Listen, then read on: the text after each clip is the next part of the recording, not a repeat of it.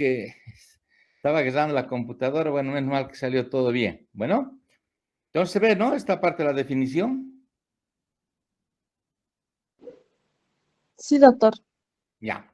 Entonces empezamos. La parte que tenemos que hablar es la parte del intestino grueso. En este caso, el intestino grueso es la que tenemos que empezar a desarrollar, porque ya estamos terminando el año. Dense cuenta, estamos en octubre y ya se termina el año prácticamente.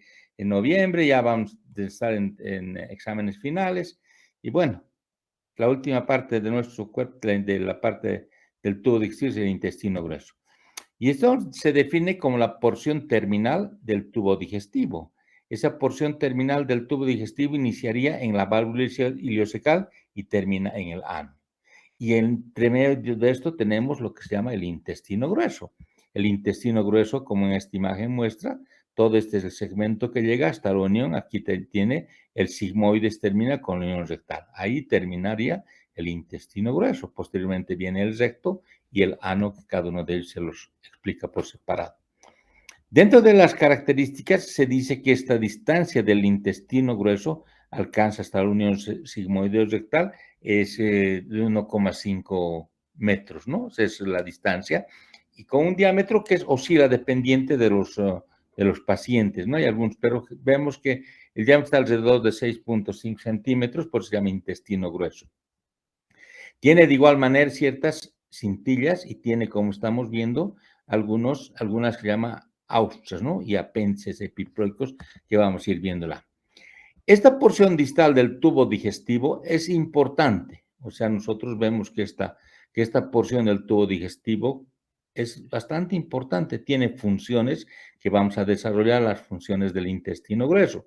Pero también puede ser prescindible, o sea, podemos retirar. Hay cirugías de colon en la cual sacamos prácticamente todo el intestino grueso, ¿me entienden? Todito el intestino grueso. Se llama colectomías totales o colectomías parciales, hemicolectomía derecha, hemicolectomía izquierda, sigmoidectomía. Entonces, ¿qué quiere decir con eso?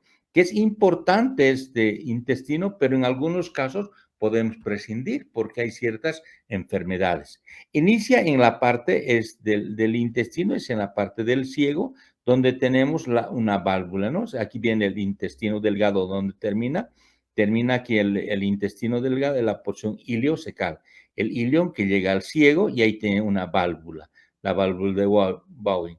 Y va a terminar esto en la unión del sigmoides con el recto, sigmoideo rectal. Y como vemos, este colon tiene un colon derecho y un colon izquierdo, ¿no? Y el sigmoides.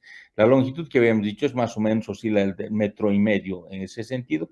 Y el diámetro es variable en ese sentido. El diámetro más amplio es a nivel del ciego, 6,5, es un diámetro bastante amplio. Es el lugar donde funciona como si era una verdadera cloaca en ese sentido.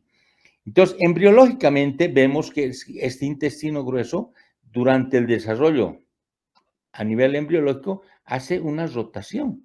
O sea, empieza aquí a nivel del cuadrante superior izquierdo y empieza a rotar, a descender hasta la fosa ilíaca derecha, al cuadrante inferior derecho. O sea, desciende el colon, empieza a descender. Esa es una rotación. Por eso a veces nosotros encontramos algunas patologías que conocemos, que el ciego está aquí arriba, por ejemplo, en la parte del mesogacho o en el cuadrante superior derecho o en el cuadrante superior izquierdo, podemos encontrar. Entonces se llama malrotación, no ha rotado bien en ese sentido. Y eso nos han enseñado en embriología. Pero ¿va a rotar sobre qué? Tenemos aquí una arteria, la arteria mesentérica. Entonces, como si fuera un eje, la arteria mesentérica superior trata de rotar este intestino a través de descender, juntándose la apéndice hasta el cuadrante inferior derecho, donde vamos a encontrar el ciego, ¿no? Entonces, eso es lo que sucede normalmente en la parte embriológica. Y puede haber, como les decía, esas anomalías en ese sentido. Y puede ser que pueda hacer esas mal rotaciones o rotación incompleta que no haya llegado a la parte baja, ¿no? Entonces, eso es lo que podemos llegar a observar. Y en esta parte del ciego es donde tenemos... Se salió.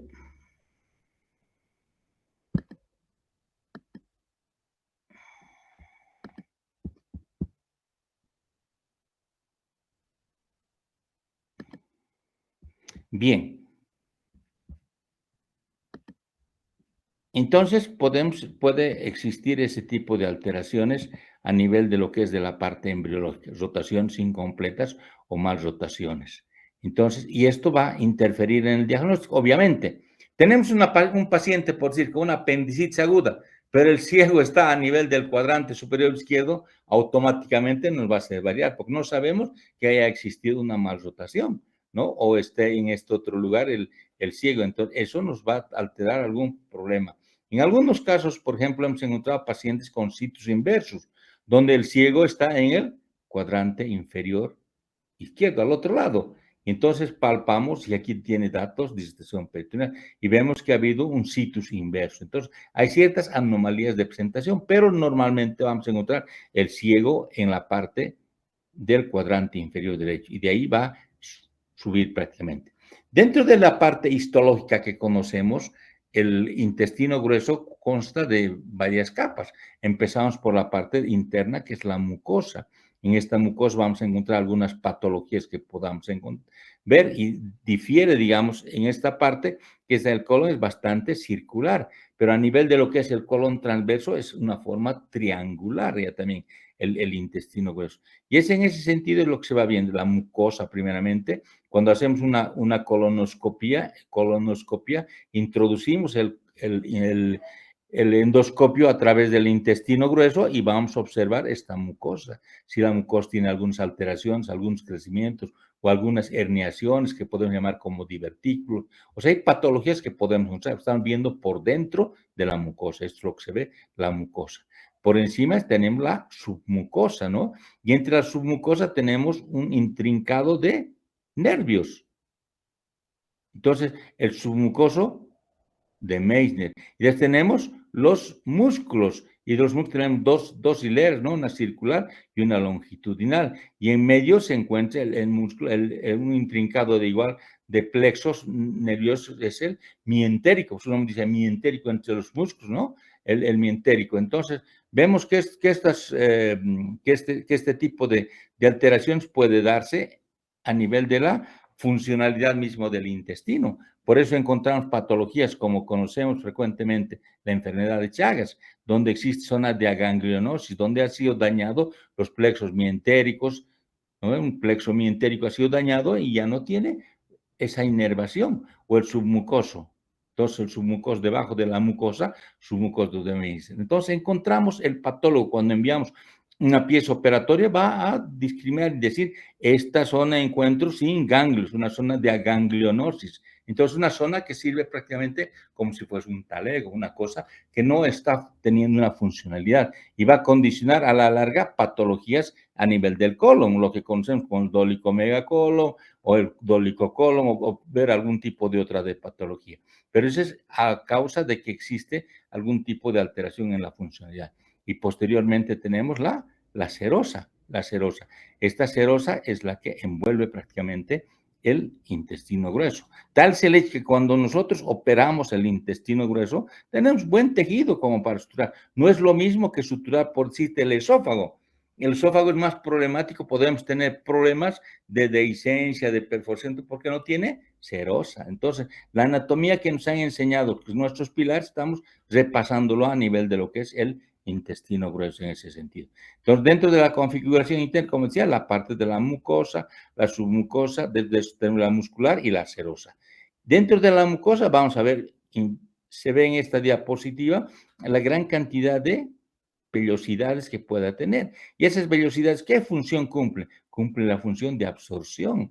Entonces, del intestino delgado a nivel de lo que es la válvula ileocecal, ¿qué llega? Llega un contenido líquido prácticamente a nivel de la válvula ileocecal. Entonces, entra al ciego y el ciego funciona como si fuera una verdadera cloaca, un lugar donde está produciendo la fermentación y se va a producir el desdoblamiento de ciertos compuestos que van a ser asimilados por el organismo de nosotros. Y en eso viene también las funciones de las contracciones musculares, tanto a nivel de lo que es el cielo y avanza, ¿no? Entonces, hay contracciones en cual van a circular únicamente para que pueda absorberse, otras van a ir adelante, otras van a ir atrás, ¿me entiende? Bueno, y cuando hablemos de las contracciones, vamos a empezar a decir esas cosas, pero es ahí donde empieza, en el ciego es donde empieza a haber ese tipo de alteraciones. Entonces, la capa muscular longitudinal es la externa y esta tiene 3 tenias. Cuando vemos así, hay 3 tenias, son tenias que están yendo. Y a nivel, existe una unión prácticamente a nivel de la parte del sigmoides con el recto, donde estas tenias van a formarse una sola capa y van a formar como un músculo longitudinal. Estas 3 tenias aquí ya desaparecen a nivel de lo que es el recto. En lo que es el sigmoide, aquí existe una coalescencia que se van a unir estas tenias. Dentro de estas vamos a ver de igual manera estas saculaciones, como se ve en esta diapositiva. Existen como saquitos. Esas saculaciones son protrusiones, son austras que van a hacer que hagan un envolvimiento, van a envolver en forma parcialmente el alimento que está yendo del colon, lo que va a poderse absorber. Y eso va a ser captado o asimilado a través de lo que habíamos visto en esta imagen, en la cual vemos que las criptas van a lograr hacer que absorban prácticamente el contenido. El intestino grueso en esta imagen se podría haber observado. En ese sentido, vemos que este colon tiene esas austras. Y estas austras van a hacer que se mezclen entre el sólido y el líquido. Va a haber contracciones. Y de igual manera también aquí existen, en esta imagen podemos observar los apéndices epiploicos. Muchas veces estos apéndices epiploicos son operados cuando son bastante gruesos y son confundidos como si estuvieran operando un apéndice, ¿no ve? Y a veces de mucho tiempo encontramos nuevamente un apéndice. Son apéndices epiploicos, o sea, en epiplo van a ver como si fuera una especie de saculaciones que van a salir en ese sentido como si fueran un apéndice, pero son del epiplo únicamente. O sea, el ciego inicia a nivel de lo que está terminando el ilion terminal. Está terminando acá y está entrando a través de una válvula.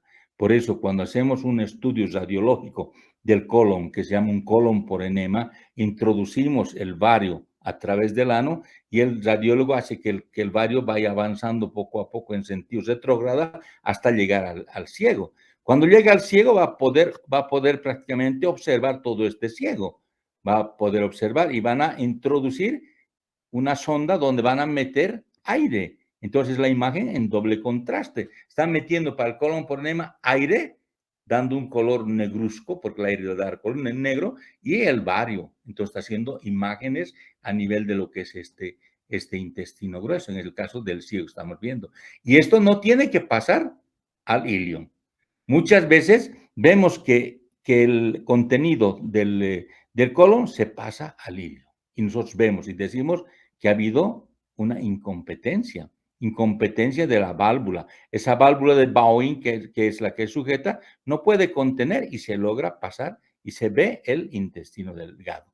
Entonces vemos que hay una incompetencia, pero no hay mucho problema, pero sí podemos observar en algunos casos eso. Entonces hay maneras que se va colocando. Entonces aquí tenemos una válvula que hace de entrada. Es como el agua de nuestra casa, que simplemente sirve para que entre. Pero cuando está funcionando la bomba de nuestra casa, quiere sacar agua, hay una válvula que sujeta y evita que salga afuera el agua. Entonces el agua se queda dentro de nuestro domicilio.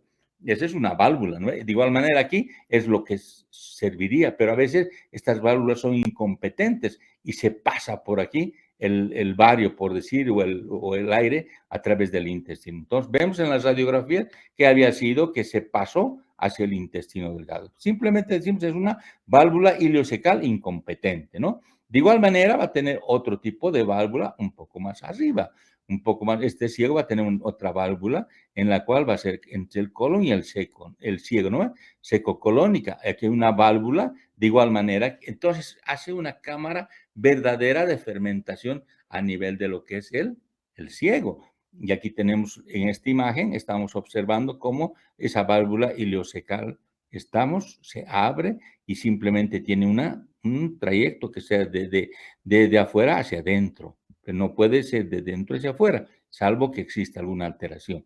Y por encima tenemos otro tipo de válvula, la válvula que sería colocecal, ¿no? O sea, secocolónica. Esta válvula secocolónica hace que este segmento del colon que se llama ciego, que es el más amplio, pueda servir como una verdadera cámara de fermentación. Y eso es lo que normalmente sucede. Entonces, el ciego resulta siéndose la primera porción del colon, del intestino grueso, el ciego. Y el ciego tiene contenido intraperitoneal. Entonces vemos, cuando nosotros abrimos la cavidad abdominal, vamos a encontrar vísceras que tienen peritoneo. Existe el peritoneo parietal, que va a cubrir todas las paredes de lo que es el abdomen, peritoneo parietal, pues, de la pared. Y el peritoneo visceral que cubre la víscera. Y en este caso, el ciego tiene un peritoneo, por eso se llama un órgano intraperitoneal. Está cubierto prácticamente, ¿no? Entonces, es la primera porción. Y está localizada a nivel de la fosa ilíaca derecha. Es el lugar donde buscamos también el apéndice, ¿no? Cuando estamos viendo algún tipo de patología y tenemos algunos puntos, algunas porciones que nos van a orientar a identificar dónde está el apéndice, ¿no? El diagnóstico de la apendicitis aguda es clínico y nosotros prácticamente palpando podemos decir, es un apéndice aguda, se inflamó el apéndice. ¿Y por qué se inflamó? Porque se tapó el conductito de desagüe del apéndice y se prácticamente produjo una proliferación bacteriana, se edematizó y al último tiende a reventar. Ese es el camino el cual va a seguir, no va a ir en retroceso, no va a ir a solucionarse el problema con tratamiento médico. La apendicitis aguda es una sola que va a avanzar en ese sentido. Y es ahí donde vamos a poder encontrar. Cuando operamos, buscamos puntos de reparo, buscamos las tenias, donde las tenias van a ir a la coalescencia y vamos a ver también de igual manera el ilion terminal.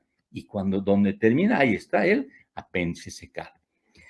Entonces, eso es lo que tenemos a nivel del ciego, que es la primera porción del ciego. Y tenemos su válvula iliocecal, como dice.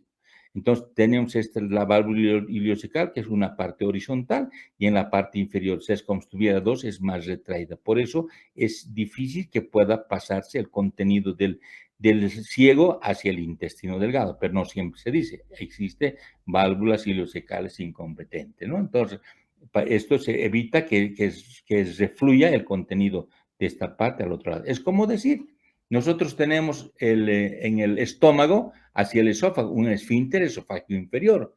Y ese esfínter esofágico inferior hace que evite que exista reflujo, ¿no ve? Del estómago hacia el esófago. Por eso se llama la enfermedad ERGE, ¿no ve? Enfermedad de reflujo gastroesofágico. Del estómago va a ir al esófago. Pero si tenemos el cardio, es decir, el endoscopista dice, cardias cerrado en retrovisión, introduce el endoscopio al estómago, lo da la vuelta y mira arriba.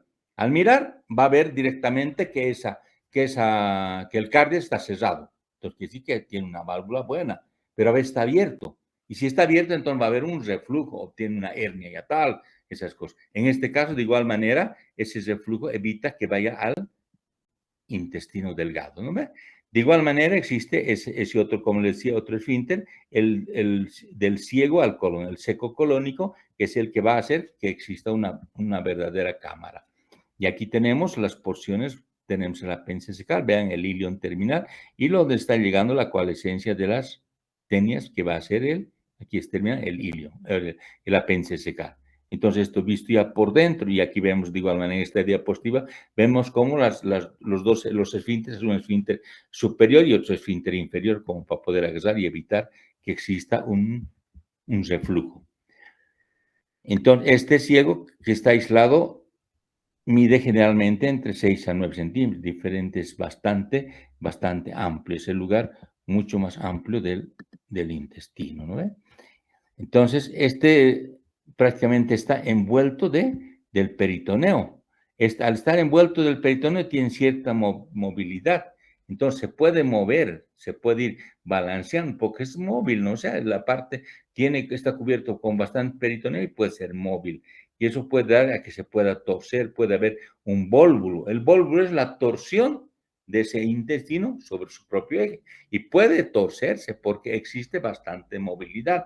A veces entramos a operar a gente anciana que no hacemos más cosas, sino podemos fijarle a la pared ciego que digamos, no queremos hacerle una resección, porque hay gente, digamos, que sea muy anciana, que tenga muchos problemas, entonces podemos hacer fijación del ciego. Es raro que este ciego produzca oclusiones. ¿Por qué? Porque es bastante amplio. Es el más amplio de la parte de todo el intestino. Si nosotros vamos haciendo una visión rápida, vemos que el ciego es más amplio que todo lo que va avanzando y va llegando a ser más angosto. Entonces, es aquí el lugar de la zona de fermentación. De igual manera, como indicamos que existe el apéndice, puede haber el apéndice en el otro lado, en aquellos casos de que exista situs inversus, en el cual vemos que el apéndice había estado al lado izquierdo, normalmente en el lado derecho, y las posiciones del apéndice en las cuales se pueden presentar descendente, lateral interno, o sea, las cuatro posiciones retrocecal, que podemos ver en ese sentido el apéndice. Pero también puede estar mucho más alto, cuando existe problemas de malrotación, o mucho más abajo, que en el caso, si es una mujer, puede llegar, digamos, a estar, digamos, pegada a los órganos de los ovarios, en la parte ginecológica, ¿no? Entonces, vemos que el apéndice puede ocupar varios lugares y ver. Entonces, pero el diagnóstico es clínico que se puede hacer. Bien. Entonces, dentro del apéndice, de igual manera, este apéndice tiene sus capas. Y vemos que la parte interna es la parte de la mucosa. Y esta mucosa tiene sus vellosidades que van a producir igualmente la misma formación. Son órganos linfoides. Hoy en día se ha encontrado que son órganos linfoides y tienen las capas de la mucosa, su muscular y también existe su serosa. Entonces vemos que todo el apéndice está, en este caso, tiene su irrigación propia por la arteria apendicular y vamos bien.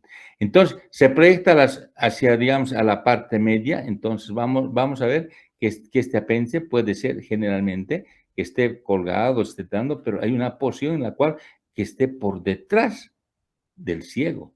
Entonces puede ser retrocecal, que es la posición más frecuente que podamos encontrar a nivel del apéndice. Y para lo cual vamos a tener las técnicas para retirar el apéndice, que las han repasado a nivel de lo que es el tercer año. Entonces se hace apendicectomías en ese sentido.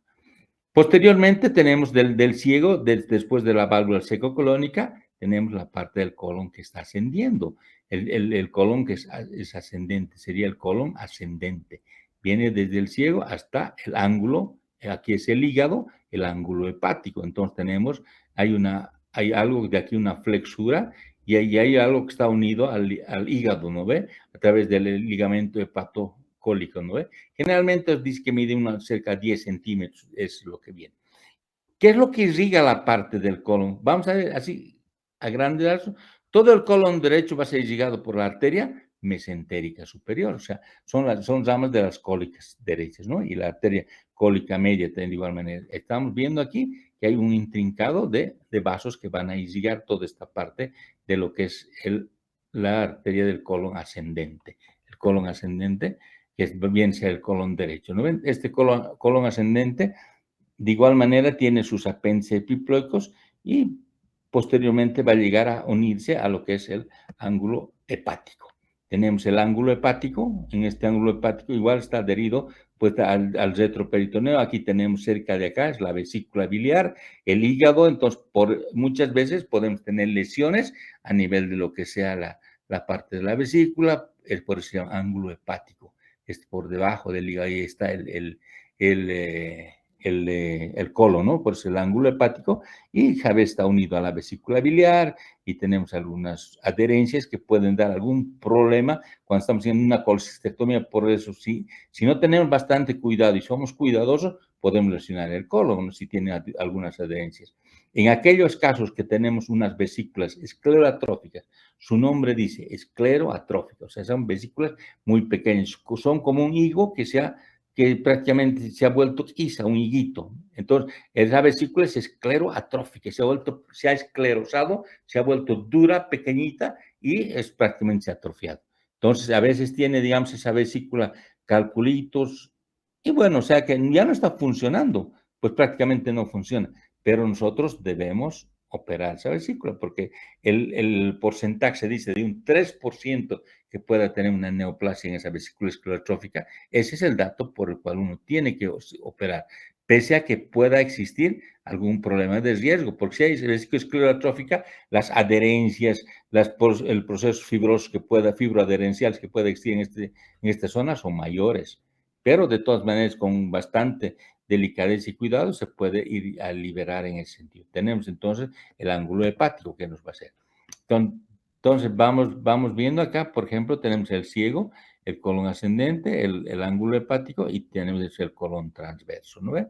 El colon transverso en este caso es bastante largo y es móvil, es dependiente, puede medir de 35 a 50 centímetros y a veces puede este colon puede descender hasta aquí abajo, hacer como si fuera una M, ¿no? O una E que puede estar formando. Entonces, es bastante lábil, es bastante móvil y de igual manera tiene 3 tenias. Y el endoscopista, cuando está revisando por la parte interna, cuando llega a esta parte del colon, dice, ya estoy en el colon transverso, porque ve que ese colon transverso está en forma triangular, no es redondito como lo que está viendo a nivel del colon descendente, del sigmoide, ¿no? Llega acá y automáticamente va a ver la diferencia. Ese colon se forma como un triángulo. Entonces, eso es lo que viene. Y tiene este colon está fijado, ¿no ve? Está fijado a través del ligamento gastrocólico, ¿no ve? Entonces, ahí tenemos las cosas y los están fijando un poco a nivel de lo que es el intestino, porque está colgando prácticamente esto, ¿no? Es bastante móvil y puede de igual manera también tener patología de poderse volvularse. El tamaño es, como decíamos, puede ser de 35 a 50 centímetros y puede llegar hasta la pelvis. Este colon transverso puede descender y llegar aquí prácticamente casi unirse a la parte sigmoideo rectal. ¿No ve? ¿Y dónde inicia? En el ángulo hepático. ¿Dónde termina? En el ángulo esplénico. Aquí tiene sus elementos de fijación a nivel del hígado y aquí tiene elementos de fijación a nivel del vaso. Entonces, y está colgando prácticamente. Y a veces cuando el paciente tiene un dólico colon, que el dólico colon quiere decir que es colon largo. Dólico megacolon es que quiere decir que es ancho, es largo y ancho, ¿no? Entonces, puede ser que a través del intestino del colon transverso que podamos observar esas cosas. Este colon transverso generalmente es intraperitoneal. Todito tiene peritoneo, ¿no ve? Y tiene un meso que está colgando prácticamente. De aquí viene a colgar como una frazada tenemos. Nosotros vemos que esto está pegado hacia el nivel de lo que es el estómago, ¿no ve? El estómago, y de ahí viene al colon. Y del colon desciende aquí, está pegado el epiplón, ¿no ves? El epiplón está colgado acá. Y entonces todo ese meso es intraperitoneal. Y aquí dependiente este epiplón es más grueso dependiente a la alimentación que tenemos. Hay gente que tiene un gran panículo adiposo ahí y es porque tiene bastante grasa a nivel de la parte del epiplón. Entonces, todo es lo que está yendo y ese es bastante lábil y fácil de que pueda tener algún tipo de patología. Por detrás de este colon, ¿qué es lo que existe? Tenemos por detrás de eso el páncreas, ¿no? Entonces la cara posterior. Y por aquí también podemos entrar a través de lo que es la parte posterior del retroperitoneo. Entonces podemos levantar este colon transverso y entrar por aquí abajo hacia la parte posterior. O de igual manera separar entre lo que es el estómago y el colon, se hace una apertura y de igual manera se puede entrar. Entonces son lugares en los cuales se puede movilizar este intestino grueso, se lo tracciona hacia adelante y se puede tener un fácil acceso para revisar otros órganos en ese sentido. Después llegamos al ángulo esplénico. Este ángulo esplénico, su nombre dice, está pegado prácticamente al vaso. Entonces, este órgano aquí tiene sus elementos de fijación y tiene los ligamentos. Aquí hay ciertos ligamentos, los frenocólicos y los esplenocólicos. El freno hacia el diafragma aquí tenemos y los esplenocólicos. Entonces, aquí están fijos estos que están sujetando y aquí están los hepáticos. Entonces, están sujetando y este colon se está descendiendo, es como si estuviera colgado. Nosotros para retirar este colon tenemos que liberar esta parte y tenemos que también ser cuidadosos porque una tracción brusca puede dañar el vaso, un órgano. Y si dañamos el vaso, va a sangrar y a veces hay que sacrificar todo el vaso. Se tiene que hacer una esplenectomía. En muchos casos, innecesariamente por algún tipo de tracción involuntaria, hemos dañado el vaso y hemos tenido que obligadamente hacer una esplenectomía, ¿no? Entonces, ahí tenemos el ángulo esplénico. Posteriormente tenemos el colon que desciende. El colon descendente, y vamos a ver que ese colon descendente de igual manera tiene las tenias, ¿no? Las 3 tenias que van a ir una anterior y 2 laterales, entonces, y está pegado a la pared posterior. Por eso, cuando nosotros queremos liberar este colon, tenemos que hacer la maniobra de Cattell. Entonces, vamos haciendo, liberando prácticamente la parte del peritoneo que está sujetando el colon descendente, liberamos y podemos entrar y levantar prácticamente, luxar el intestino grueso hacia la parte media para poder entrar hacia la parte posterior. Y vemos la irrigación, aquí está fácil la irrigación, aquí hay una arteria, ¿no? Que va a ir al colon del lado derecho, la mesentérica superior, y aquí al lado izquierdo va a ir en ese sentido la arteria mesentérica inferior. Entonces, fácil. La mitad del colon es a través de la arteria mesentérica superior y la otra mitad es a través de la mesentérica inferior. Este colon descendente, entonces, puede tener entre 20 a 25 centímetros y tiene peritoneo, pero tiene zonas de fijación. A veces tiene mesenterio libre, pero más que todo es zonas de fijación. Posterior viene lo que lleva a la parte libre, ¿no ves? En una forma de una S que se conoce con el nombre del colon sigmoideo. Es como una S, ¿no? Entonces estamos viendo aquí, está haciendo la parte entre el colon descendente y lo que es el recto. Y en la unión tenemos acá, donde se une al recto, entonces aquí hay un repliegue peritoneal. El peritoneo se repliega y vamos a identificar prácticamente esto. Y aquí es el colon sigmoides. Muchas veces este colon sigmoides crece bastante. Su tamaño es en 10 a 30 centímetros, a veces se dilata monstruosamente como esos neumáticos de los camiones grandes, así unas dilataciones monstruosas para prácticamente a veces torcerse en sus ejes. ¿Se tuerce cuándo? Cuando estos pies, miren, a ver, aquí tenemos unos pies, los argentinos llaman de Riedel. Entonces, estos pies a nivel de lo que se levanta el colon sigmoides, a veces se van juntando más. Es como una bailarina, ¿cómo da la vuelta? Cuando junta los dos pies y da una rotación, prácticamente está girando sobre un pie. Y ahí tenemos esa rotación. Y en ese sentido, el vólvulo, se puede hacer un vólvulo, es la torsión de esta parte del intestino sobre su propio eje, ¿me entiendes? Y ha habido se ha acercado estos pies. Cuando se acercan más, este colon es mucho más fácil de poder volvularse, se mueve. En algunos casos se hace cirugía. Pacientes que no podemos hacer una resección de intestino, entramos acá a esta parte del meso y le cortamos en ese sentido. O sea, cortamos en forma vertical y suturamos en ese sentido en forma transversal. ¿Para qué? Para que estos pies se separen más. Y cuanto más separarse, es más difícil que pueda torcerse, volvularse. Entonces, a veces se hace plastías del meso. Se llama como el nombre de mesoplastía. Estamos arreglando el meso. Pero tenemos que ver siempre la irrigación. No podemos comprometer la irrigación en estos casos. Entonces, se puede hacer muchos trabajos en el sentido de si no queremos hacer unas resecciones y anastomosis. Hay gente anciana que ya no puede, digamos, unas cosas. Entonces, podemos optar por una fijación del meso, o sea, tratar de ser, si estos pies están totalmente cerca, se hace el corte en forma vertical y se hace la sutura en forma horizontal. Es como tengamos los pies totalmente abiertos y es más difícil hacer que podamos darle la vuelta, ¿no? Posteriormente, este sigmoides termina y aparece la unión recto-sigmoidea. Entonces, ya aquí no hay apéndice epiploico, todas estas cosas se ha vuelto liso y estas tenias se han unido solas y han formado una coalescencia, una sola de una parte muscular. Entonces, tenemos el colon con todas las partes que hemos visto, con sus ausas, todo, y la irrigación. Vemos la arteria mesentérica inferior que va a irrigar hasta el recto, ¿no ve?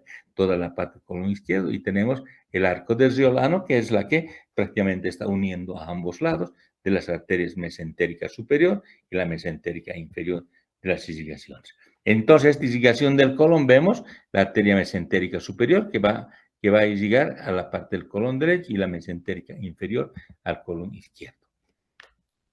Esquemáticamente viendo, tenemos mesentérica superior al colon derecho, mesentérica inferior al colon izquierdo. Y aquí vemos.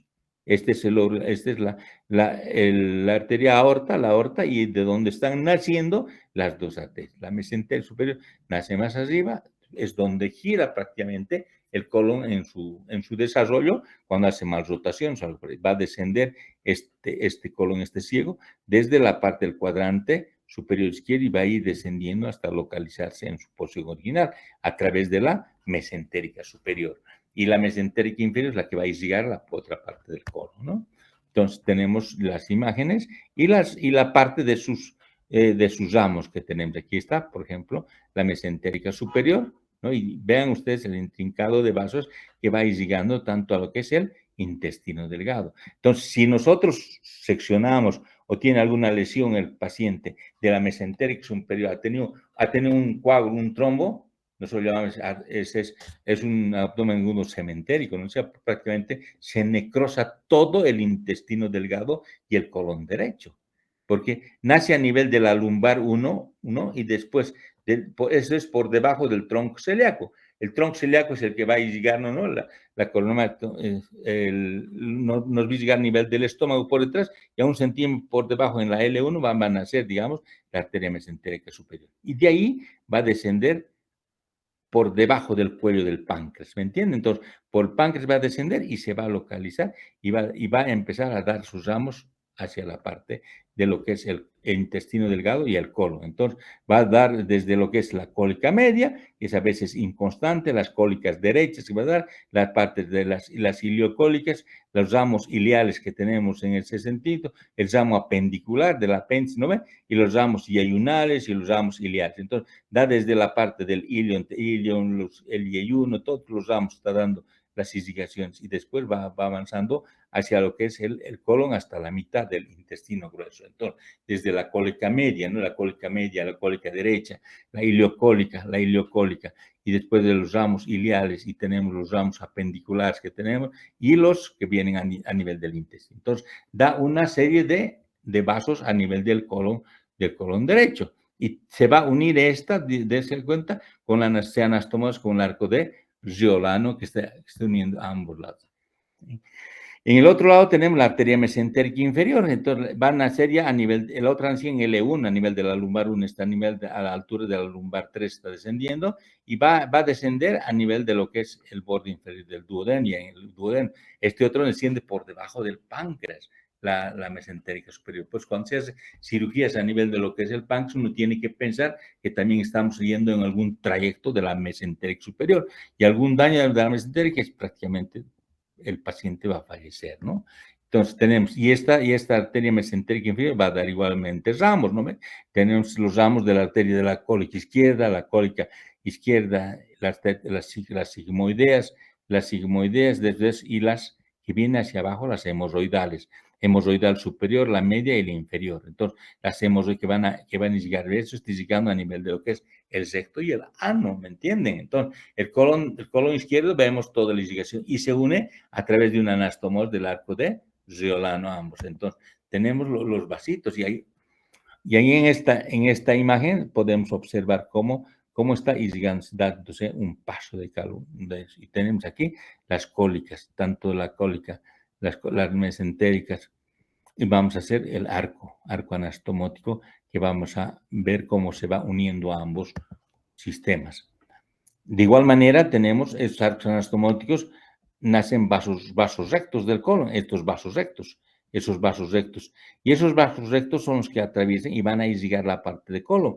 Cuando pasa cierta edad del paciente en estos vasos rectos, vamos a ver algún tipo de patología. Son lugares que existe cierta debilidad, donde está irrigando, y a veces es ahí donde salen estos vasos rectos, donde tiene cierta debilidad, salen una especie de dilataciones del intestino, se dilata como si fuera un apéndice, que son los divertículos, y más que todo se localizan donde, a nivel de lo que es el colon izquierdo, ¿no ve? El colon izquierdo, y eso es lo que normalmente vamos a observar a nivel del colon izquierdo, los divertículos sacros que vamos a ver.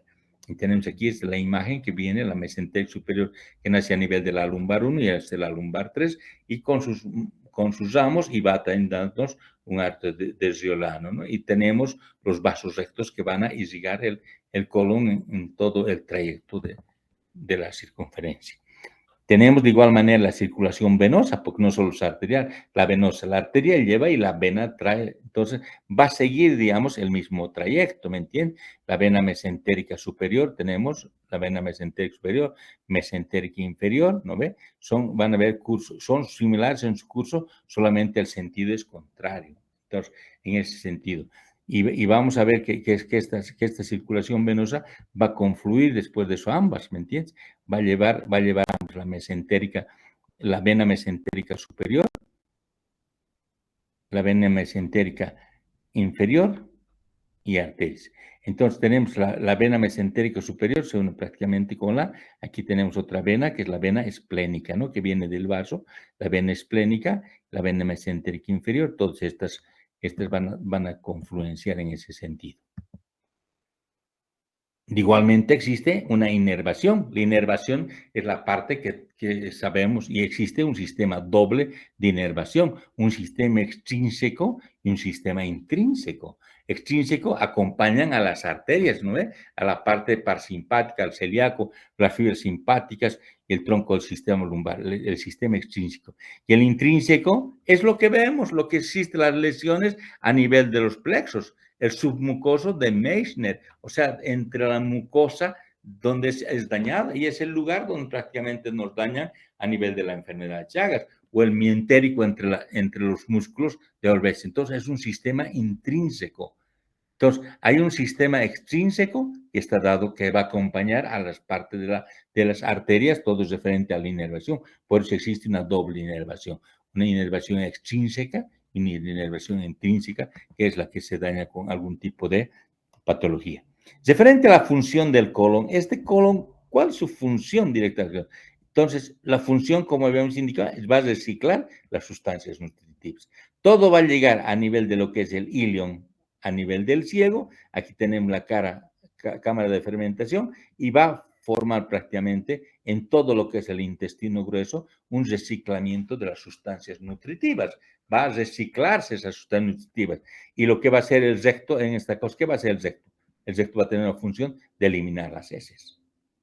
O sea, prácticamente va a eliminar las heces. En muchos casos nosotros tenemos que tomar algunas conductas de que este intestino grueso ya no nos sirve, se ha dilatado monstruosamente, no tiene la función. Entonces rescindimos, porque se decía, es prescindible. Se puede prescindir de ese intestino. Pero ¿qué va a pasar con la parte del ilion terminal? Ese ilion terminal se va a colonizar, va a tener la función, dense cuenta, como en nuestro cuerpo, que el intestino delgado, en ese sentido, el ilion, va a formarse como colon y va a hacer esta función nutritiva, va a reciclar las sustancias nutritivas, ¿no? Y eso es importantísimo conocer. Y dentro de esa fisiología, ¿qué es lo que hace? Va a reciclar porque va a absorber, va a secretar algún tipo de jugos para que puedan ser, va a ayudar en la motilidad, cómo se va a mover, pues la fisiología, y va a formar la materia de desecho y va a ser el efecto de la defecación. Entonces, la fisiología estamos englobando en ese reciclamiento de las sustancias nutritivas, donde se va a absorber, va a secretar algunas cosas y va a movilizar ese intestino. ¿Para qué? Para que forme el elemento de desecho, que son las heces, y produzca el efecto de la defecación. Entonces, ¿cómo recicla? Miren, en esta diapositiva vemos una sustancia, prácticamente un lugar donde existe gran cantidad de verdes, donde hay sol, todas esas cosas, como si fuera el campo, donde si estuviéramos en algún lugar. Y es así que los autores prácticamente muestran a nivel del intestino grueso, que tiene algo de floras que va a absorber ese reciclamiento de las sustancias nutritivas, lo nutritivo. Entonces, tiene aquí una flora colónica. Sabemos que cuando usamos algún tipo de antibiótico, ¿qué vamos a hacer? Eliminamos los gérmenes malos, digamos, los patógenos, pero también eliminamos los saprófitos que sirven, en este caso, nuestra flora colónica. Va a existir fermentación acá, va a haber cadena de ácidos grasos cortos que van a ayudar en la alimentación y también vamos a ver el reciclamiento de la urea, que es importantísimo. Entonces, este reciclamiento va a depender de la actividad metabólica de la flora colónica. El colon tiene una cierta... Se dice que 1 gramo de materia fecal, ¿qué tiene? Tiene 10 a la potencia 13. O sea, por no decir tantos números, tiene 10, un 10 con 13 ceros. Eso sería 1 gramo de materia fecal que tiene una potencia de 10 a la 13 de bacterias. Entonces, es una gran cantidad de bacterias que tiene. Ahora, si nosotros tenemos que operar esto, tiene tanta cantidad de bacterias, entonces no podemos entrar y operar abiertamente, Si, digamos, agarro, entro a operar un colon y está lleno de materia fecal, no haré pues, ninguna anastomos, me va a ir mal, porque hay tanta bacteria. Entonces, para hacer, digamos, una cirugía del colon, ¿qué debo hacer? Debo preparar este colon, debo liberar un poco, por lo menos, la materia fecal que tiene y debo también eliminar una gran cantidad de bacterias. Para eso daré antibióticos, colocaré enemas, haré limpiezas. Entonces, cuando esté limpio ese colon, podré operar, cortar y unir, ¿me entiende? Pero si no, si es una especie en la cual es agudo que está saliendo materia fecal, ¿qué puedo hacer? Agarraré, cortaré y haré ostomías, exteriorizaré para que salga afuera. Porque si voy a anastomosar, seguro que voy a llegar a tener, digamos, un problema de dehiscencia, de fístulas, algún problema a nivel de lo que es la anastomosis que va. Entonces, es importantísimo evaluar. Cuando veamos en la parte quirúrgica, vamos a estar viendo qué vamos a hacer. De igual manera, esta actividad de la flora colónica que va a está dado por estas. Mire, aquí tenemos las austrias, las contracciones, como viene. Esa es la motilidad del colon. Entonces, esa motilidad del colon, ¿qué va a hacer? Va a ser absorber y va a ser secretar. Va a agarrar un momento en el cual va a absorber, va a hacer avanzar y va a retrucar. Va a avanzar, va a retrucar, va a haber movimientos de masa y veamos en ese sentido. Entonces, cuando ha condicionado todas estas cosas, aquí en la parte inferior, a nivel de lo que es el sigmoides y el recto, ¿qué está existiendo? Está existiendo una deshidratación del contenido colónico. Se está deshidratando y está formando la materia fecal para que se haga el efecto de la defecación. Entonces, ese intestino tiene, digamos, esas funciones. Aquí, por ejemplo, veamos en esta diapositiva cómo hay una contractura acá, contractura. Se está cerrando estos dos segmentos. ¿Para qué? Para que el contenido interno se tenga que reciclar. Entonces está haciendo movimientos de la pared misma. Aquí hay otra parte del segmento en la cual se ha contraído esto y está haciendo que avance. Entonces, aquí hay otro segmento que está, y este segmento prácticamente se ha vuelto como un tubo que está haciendo que descienda rápidamente la materia fecal. Entonces, vemos cómo existe cierta motilidad. Entonces, eso es lo que normalmente sucede. Y aquí vemos hasta en el intestino delgado. Y cuando nosotros auscultamos, ¿qué auscultamos? Auscultamos ruidos hidroaéreos con el estetoscopio. Pero a veces vemos ese movimiento del intestino. ¿Y qué decimos? Ah, tiene un peristaltismo. Estamos viendo con nuestros ojos. Pero en algunos casos estamos simplemente auscultando. Y los que auscultan son ruidos hidroaéreos. ¿Qué es lo que está pasando? El aire con el líquido está haciendo pasar a través de las contracciones. Y estamos viendo cómo existe aumento de la presión y avanza. Los otros se contraen. ¿Por qué nos viene cólicos a veces cuando hemos comido algo y el tránsito acelerado? Porque existen estas contracciones y estamos con cólicos. Y a veces el despeño diarreico no soluciona el problema, estamos tranquilos. Eso es lo que sucede. Nuestro cuerpo es interesante en el aspecto de que tiene que defenderse. Y una manera de defensa es la defecación. A veces uno tiene diarrea. Vimos recientemente una paciente, tiene diarrea y el médico le da loperamida para que no tenga diarrea. Es como ponerle un corcho. Está haciendo daño. Pues prácticamente está habiendo más fermentación ahí dentro y le está dejando la infección. Cuando ¿qué tiene que hacer? Tiene que hacer que salga, ¿no? Ese contenido infeccioso y tiene que reponer con líquidos, electrolitos por boca. Entonces va a controlar, va a compensar. En los niños, por ejemplo, las diarreas producen ¿qué cosa? Deshidratación y fallecen los niños. Hay alteración hidroelectrolítica, no le han repuesto los líquidos. Hoy en día por eso se hace el suero de la vida, todas esas cosas para reponer los líquidos. Pero no tenemos que la defecación o la tos que condiciona son mecanismos de defensa de nuestro cuerpo. Entonces, esa actividad motora del colon, esa actividad motora, tenemos aquí, vean, tanta presión, toditos son movimientos que va a tener. Estos estudios se han puesto de manifiesto cómo puede haber una propulsión, está avanzando, y una retropulsión. Entonces, hay movimientos que puede haber retrógrados, estamos viendo acá que los movimientos, y otros que van a ir en sentido avanzando prácticamente. Entonces, contracciones que se originan en el colon transverso, por ejemplo, y van hacia el ciego. Entonces, es una contracción de retropulsión, retrógrada, está regresando prácticamente. Empieza acá y regresa a este lado. Entonces, ¿qué está haciendo? Está haciendo que retarde ese contenido. Cuando tenemos una diarrea, por decir, un vaciamiento rápido ¿qué ha pasado? Hemos comido algún proceso infeccioso rápidamente y avanza. Todo es eliminar rápidamente. No hay ese efecto de regresar para ayudar en que exista mayor absorción de la agua y sales que podría existir. Entonces, de igual manera, hay movimientos segmentales no propulsivos que no avancen, sino ahí mismo, en el mismo lugar, van moviendo la masa intestinal para que absorba todos los elementos que necesita el cuerpo. Y los movimientos de masa que va a ir avanzando poco a poco hasta llegar a la parte del recto y puede ser eliminado, ¿no? Entonces, son movimientos de masa, son movimientos de propulsión, de retropulsión. Entonces, vemos toda esa parte genérica que hemos hablado del intestino y que ustedes lo saben bastante bien del intestino grueso y vamos a entrar a la parte quirúrgica. Entonces, en la parte quirúrgica vemos que este colon, que ya lo hemos repasado un poquito en la parte de fisiología, anatomía, todas cosas, vemos que hay una dificultad operatoria. Cuando falla, digamos, en unas cosas, existen muchos problemas. El paciente entra, sabemos sepsis. ¿Por qué? Porque hemos dicho que 1 gramo de materia fecal tiene 10 a la potencia 3. Entonces, ¿qué tenemos que ver? Es un órgano altamente séptico. Es altamente séptico. Por eso, cuando vamos al baño y que salimos, tenemos que lavarnos las manos. Podemos contaminar por llevar. Entonces, podemos condicionar una infección abdominal. Y puede ser, esta infección puede condicionarnos bastante cantidad de lesiones a nivel de lo que puede ser anastomosis, podemos contaminar la cavidad. Y por esa razón es una dificultad operatoria, pues un órgano altamente séptico. Dentro de estos cuadros tenemos la cirugía colónica de urgencia. Cuando hacemos una cirugía colónica de urgencia, el paciente no ha sido preparado, tiene materia fecal, ¿qué hay que hacer?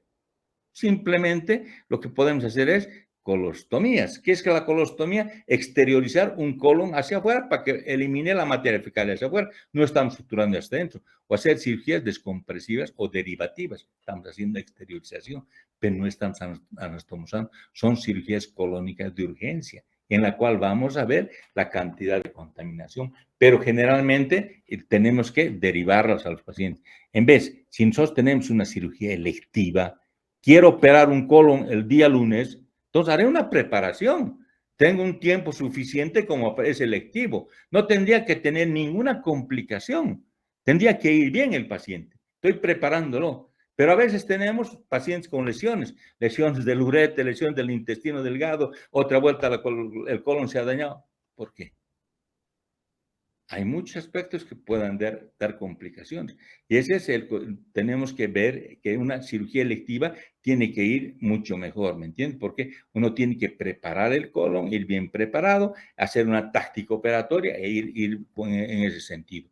¿Y cómo se prepara el colon? El colon se puede preparar en forma mecánica. ¿Qué le vamos a hacer? Le puedo dar al paciente a tomar, ya sea enema, laxantes, puedo darle hasta el manitol, que me produce un enema osmótico, una diarrea osmótica, porque estoy dándole un medicamento por la boca, cada hora, 1 hora, 5 tomas y prácticamente va a producir una diarrea osmótica y va a eliminar gran cantidad de materia fecal, o le voy a colocar enema, se va cuánto, eliminando la materia fecal. Y le voy a dar también antibióticos para atenuar la acción bacteriana intraluminal. Generalmente usamos el metronidazol, que es un antibiótico anaerobio, ¿no? Entonces, vamos a ver en ese sentido de nuestra preparación del colon. Y hay ciertos estudios también que podamos hacer a nivel de lo que es el colon. Pero eso lo vamos a hablar mañana, porque ya se nos pasó la hora. Vamos a empezar mañana a las 7 y a las 6 de la tarde diré, entonces veremos cómo podemos avanzar. Espero que se haya escuchado bien y mis diapositivas hayan estado bien. No sé qué me pueden comentar al respecto.